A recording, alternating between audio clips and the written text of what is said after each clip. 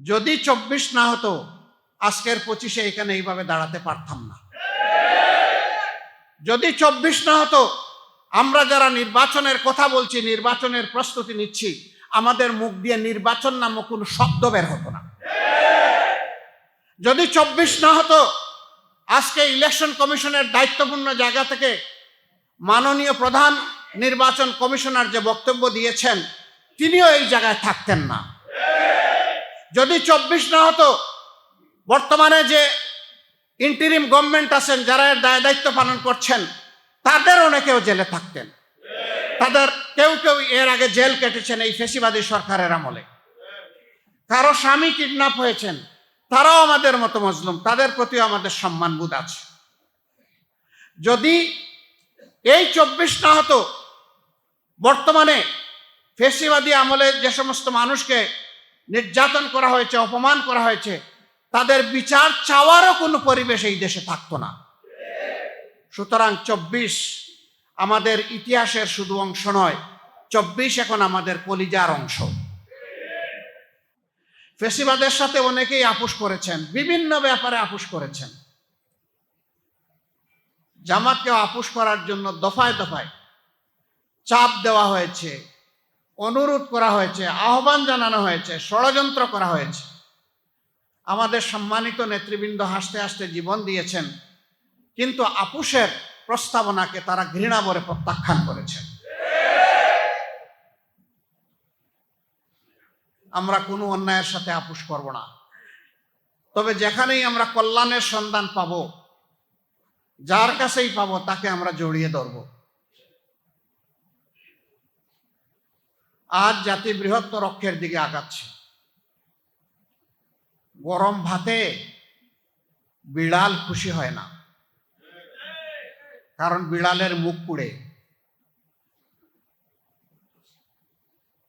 জাতি যখন একটা স্বচ্ছ, দুর্নীতিমুক্ত সমাজ দেখার জন্য মুখিয়ে আছে, তখন জাতিকে ভয় ভীতি সৃষ্টি করে বিভিন্ন ধরনের অপপ্রচারের মাধ্যমে সমাজে বিভেদ রেখা টেনে যারা ফ্যাসিবাদী ছিলেন তাদেরকে নূতনভাবে তোয়াজ করে আবার বাংলাদেশকে একদল উঠে পড়ে লেগেছেন। তারা সেই পুরানা পচা আমলে ফিরিয়ে নিতে চান। আপনারা চিহ্নিত হয়ে গিয়েছেন, আপনারা এতদিন বর্ণচূড়া ছিলেন, এখন আপনাদের রূপ প্রকাশ পেয়েছে। আমরা আপনাদেরকে বলবো, নিজেদেরকে সংশোধন করুন, অনুতপ্ত হন, ক্ষমা চান এবং এই অপকর্ম থেকে বিরত থাকুন। যদি না থাকেন, জাতি আপনাদেরকে ক্ষমা করবে না। সম্মানিত বন্ধুগণ, আগামীর বাংলাদেশ হবে ইনশাআল্লাহ একটা মাথা উঁচু করে দাঁড়ানো বাংলাদেশ। আমি বলেছি এই বাংলাদেশ হবে তারুণ্য নির্ভর বাংলাদেশ। এই বাংলাদেশ বিশ্বের সভ্য জাতিগুলোর সাথে প্রতিযোগিতা করার বাংলাদেশ। এই বাংলাদেশ হবে প্রত্যেকটি মানুষের জীবন, সম্পদ এবং ইজ্জতের নিরাপত্তার বাংলাদেশ। বিশেষ করে আমাদের মা বোনদের ইজ্জতের নিরাপত্তা শতভাগ নিশ্চিত করার বাংলাদেশ। আর কোথাও থেকে কোনো একজন মা বোন কিংবা জায়ার কান্না আর আমরা শুনতে চাই না। যে এই সমাজ আমাকে অপমান করেছে, এই বক্তব্য আর শুনতে চাই না। বরঞ্চ তারা যেন মাথা উঁচু করে স্বস্তির সাথে তারা বলতে পারেন, আমি একজন গর্বিত বাংলাদেশী। আমাদের তরুণরা যেন বলতে পারে, আমরা আর হাত পাতা ভিক্ষুকের জাতি নই, আমরা স্বনির্ভর বাংলাদেশের তরুণ নাগরিক। আমরা এমন একটি বাংলাদেশ তৈরি করতে চাই। এজন্য আমাদের কোনো রাজনৈতিক বন্ধু সংগঠন ঘোষণা করেছেন, আমরা যদি নির্বাচিত হই, অর্থাৎ তারা যদি নির্বাচিত হন, তাহলে আগামীতে সবাইকে নিয়ে তারা দেশ গড়বেন, কিন্তু কোনো পার্টিকে তারা নেবেন না। আমরা তাদেরকে সুসংবাদ দিচ্ছি, আমরা জাতিকে সুসংবাদ দিচ্ছি, যেই জাতি একটা ঐক্যবদ্ধ জাতি চায়। আল্লাহ তাআলার মেহেরবানিতে প্রিয় দেশের জনগণের ভালোবাসায় আমাদেরকে নির্বাচিত করেন, আমরা তাদেরকেও বাদ দিব না, সবাইকে নিয়ে আমরা ইনশাআল্লাহ ঐক্যবদ্ধ জাতি করব। আমরা সরকারে আসার জন্য তাদেরকে আহ্বান জানাবো, আসো। আমরা চাই সবাই যার যার জায়গা থেকে সর্বোচ্চ অবদানটা রাখুন, এই জাতিকে নূতন করে কিছু দিন। আমাদের আশা হতো আমাদের বুক ভাঙা জাতিকে আসুন সেই ভাঙ্গা বুক জোড়া লাগিয়ে তাদেরকে সামনের দিকে আমরা মুক্তির আলো দেখাই। শর্ত মাত্র 3টা। আমি প্রথমে 2টা বলেছিলাম, তারপরে আমার তরুণ বিপ্লবী বন্ধুদের আরেকটা পরামর্শকে আমি মনে করেছি ওইটাও যথার্থ।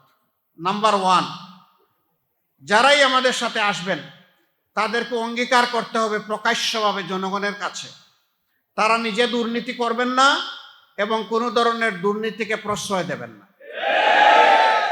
নাম্বার 2, সমাজে সকলের জন্য ন্যায় বিচার নিশ্চিত হবে, কোনো রাজনৈতিক দল কিংবা ব্যক্তি বিচার ব্যবস্থার উপর সামান্য কোনো হস্তক্ষেপ করতে পারবেন না। নাম্বার 3, জাতির প্রত্যাশা পূরণে এ পর্যন্ত সংস্কারের জন্য যে সমস্ত প্রস্তাব পেশ করা হয়েছে তারা এই সংস্কার আন্তরিকতার সাথে বাস্তবায়নের সহযোগী হবেন, অংশগ্রহণকারী হবেন। এই 3 বিষয়ে যারা একমত হবেন তাদের জন্য আমাদের দরজা খোলা থাকবে ইনশাআল্লাহ।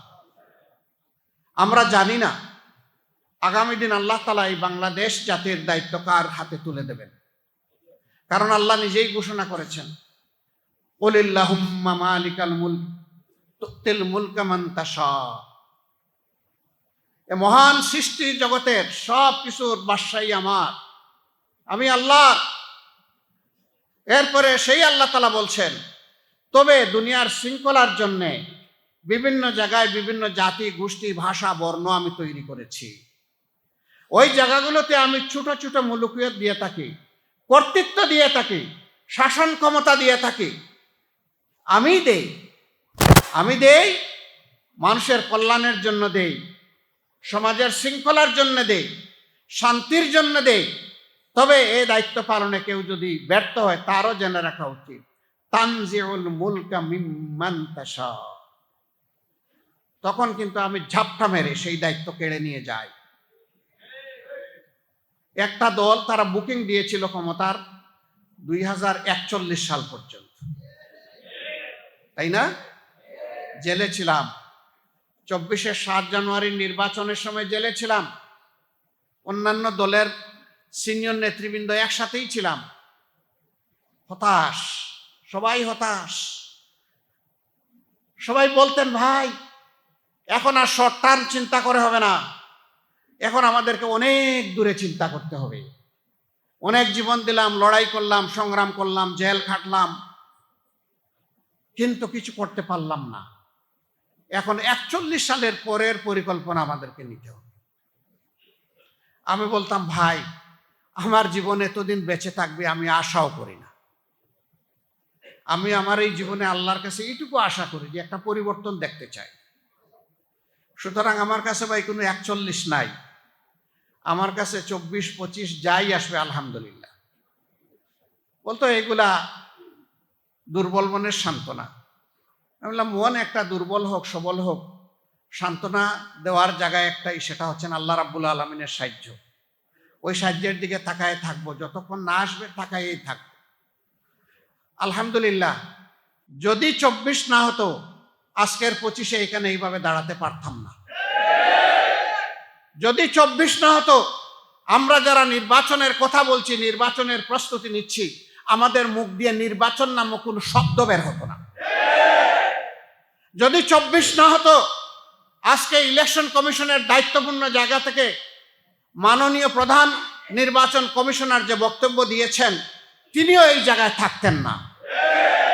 যদি 24 না হতো, বর্তমানে যে ইন্টারিম গভর্নমেন্ট আছেন যারা এর দায়িত্ব পালন করছেন তাদের অনেকেও জেলে থাকতেন। তাদের কেউ কেউ এর আগে জেল কেটেছেন এই ফ্যাসিবাদী সরকারের আমলে। কারো স্বামী কিডন্যাপ হয়েছেন, তারাও আমাদের মতো মজলুম, তাদের প্রতিও আমাদের সম্মানবোধ আছে। যদি এই 24 না হতো, বর্তমানে ফ্যাসিবাদী আমলে যে সমস্ত মানুষকে নির্যাতন করা হয়েছে, অপমান করা হয়েছে, তাদের বিচার চাওয়ারও কোনো পরিবেশ এই দেশে থাকতো না। সুতরাং 24 আমাদের ইতিহাসের শুধু অংশ নয়, 24 এখন আমাদের কলিজার অংশ। এই 24কে সম্মান করলেই বাংলাদেশ এবং জাতিকে সম্মান করা হবে। আমি সকলের প্রতি বিনয়ের সাথে অনুরোধ করব, আমরা সম্মান করব 71কে, আমরা অবশ্যই সম্মান করব তেমনিভাবে 24কে। যার যেখানে যে অবদান, কোনোটাকেই খাটো করা কারোর জন্য সমীচীন হবে না। যার যার অবদানকে স্বীকৃতি দিলেই এই দেশে জ্ঞানীরা জন্ম নিবে, বীরের জন্ম হবে। আর যদি অবদানকে অস্বীকার করা হয়, জ্ঞানীর আত্মহত্যা হবে এবং এই দেশে মায়ের কুলে আর বীর জন্মাবে না। এই জন্য আমরা আমাদের বীরদেরকে গভীর শ্রদ্ধা দিয়েই স্মরণ করে যাব আজীবন ইনশাআল্লাহ। 24 বিপ্লবে নেতৃত্ব যারা দিয়েছে, অংশগ্রহণ যারা করেছে, আরেকবার আমি তাদের প্রতি সমস্ত হৃদয় কলিজা উজাড় করে আমি শ্রদ্ধা জানাচ্ছি। তারা জাতিকে নতুন করে প্রাণ এনে দিয়েছেন। এখন এই জাতির কাছে আমানত, রাজনৈতিক দলসমূহকে দায়িত্বশীলতার পরিচয় দিতে হবে। দেশকে ভুলে গিয়ে ব্যক্তিকেন্দ্রিক দলকানা কোনো চিন্তা করলে জাতি আমাদেরকে ক্ষমা করবে না। দেশের স্বার্থ, জাতির স্বার্থকেই উপরে তুলে ধরতে হবে। সাংবাদিক বন্ধুগণ, আপনাদের কাছে বিনয়ের সাথে অনুরোধ, আমরা যে কথাগুলা বলি ভালো লাগলে হুবহু এগুলা প্রকাশ করবেন, ভালো না লাগলে পুরোটা বাদ দিয়ে দেবেন। কিন্তু আমাদের বক্তব্যের খণ্ডিত অংশ দিয়ে সবাই না, কেউ কেউ মাঝে মাঝে জাতিকে বিভ্রান্তিতে ফেলে দেন, আমাদেরকে কষ্ট দেন। তাদের কাছ থেকে আল্লাহর দরবারে আমরা আশ্রয় চাই। এ কাজ করবেন না। আপনাদের 2-1 জনের কারণে গোটা সাংবাদিক সমাজ কেন লজ্জিত হবে? যাদেরকে বলা হয় তাকে জাতির বিবেক, এই বিবেককে আপনারা লজ্জা দেবেন না। যার যার জায়গা থেকে আপনারা নিজ দায়িত্বটা সঠিকভাবে পালন করবেন। বক্তব্যের কাট পিস নয়, ভালো লাগলে পুরোটা, না লাগলে আউট, সারাটা আউট, ব্ল্যাক আউট করে দিবেন। আমরা কোনো সংগ্রাম করব না আপনাদের বিরুদ্ধে, কিন্তু ব্ল্যাক অ্যান্ড হোয়াইটকে এক করবেন না, হোয়াইটকে ব্ল্যাক বানাবেন না। বক্তব্যের সেন্স পাল্টানো ঠিক হবে না। আপনারা সমাজের 4র্থ স্তম্ভ, এটা ভুলে যাবেন না। এবং 3টা স্তম্ভকে ঠিক রাখার দায়িত্ব আপনাদের, এইটাও আপনারা ভুলে যাবেন না। সমাজের 2টা অংশের দায়িত্ব সার্বজনীন, একটা সাংবাদিক সমাজ, আরেকটা হচ্ছে রাজনৈতিক সমাজ। এই 2 সমাজকে দেখতে হবে চতুর্দিক থেকে, একদিক থেকে দেখলে চলবে না। খোলা চোখ দিয়ে দেখতে হবে, বন্ধ চোখ দিয়ে নয়। 2 চোখ দিয়ে দেখতে হবে, 1 চোখ দিয়ে নয়, যাতে ইনসাফ কায়েম হয়। যারা এই মহৎ কাজে জীবন বাজি রেখে লড়াই করে যাচ্ছেন, নিঃসন্দেহে আপনাদের এই জব, আপনাদের এই কাজ খুবই চ্যালেঞ্জিং।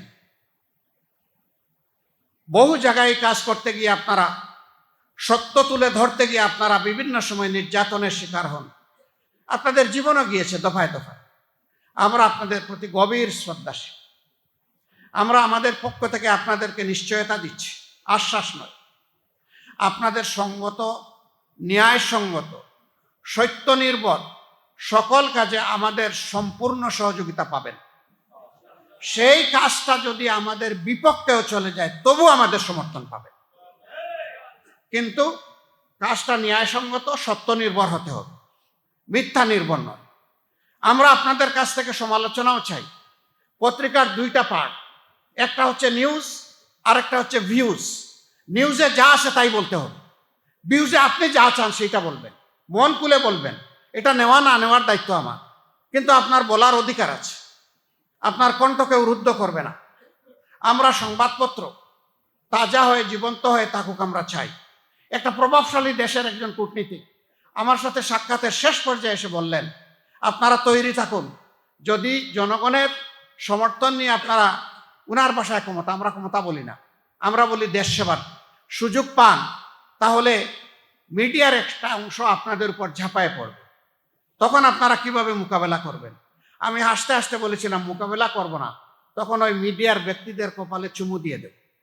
ওই হাও চুমু দিয়ে বলবো, আপনারা আমাদের সময় সবচেয়ে বেশি স্বাধীনতা ভোগ করুন, তবে সেই স্বাধীনতা যেন হয় নির্মল স্বাধীনতা। এই স্বাধীনতা যেন জাতিকে ক্ষতিগ্রস্ত না করে। আমাদের সমালোচনা করবেন তীব্র কঠোর ভাষায়, কিন্তু সেটা হবে জাতির স্বার্থে। আমাদেরকে ছাড় দেবেন না, ধরবেন, ভালো করে ধরবেন, এমনকি হাতে ছাই দিয়েও ধরবেন, কোনো সমস্যা নাই, কিন্তু ধরাটা যেন ন্যায়সঙ্গত। এইটুকুই শুধু আমাদের অনুরোধ। সবাই ভালো থাকবেন। আমরা সেই মানবিক প্রত্যাশার তারুণ্যের বাংলাদেশ, সেই বাংলাদেশের জন্য সবাই মিলে সব হাত একত্রিত করে সামনের দিকে এগিয়ে যাব ইনশাআল্লাহ।